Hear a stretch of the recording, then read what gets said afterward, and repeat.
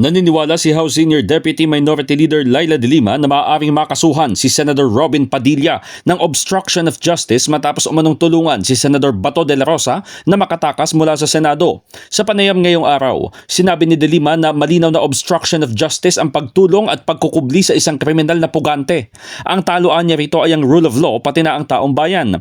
Idinagdag ni Akbayan Party List Representative Percy Sandanya na ang pagtakas ni Bato mula sa Senado ay patunay na hindi dapat siya sa Pilipinas litisin, kasama na si dating Pangulong Rodrigo Duterte at Senador Christopher Bongo para sa kasong Crimes Against Humanity kaugnay ng war on drugs.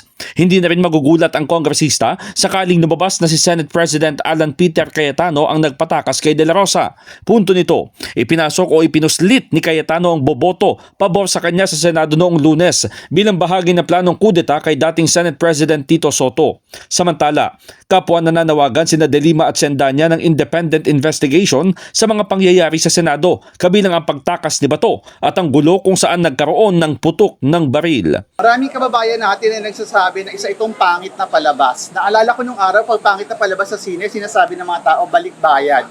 Ito dapat balikbayad kasi talaga nakita natin kung paano binababoy yung sa institusyon tulad ng Senado. Nakakalungkot at nakakagigil.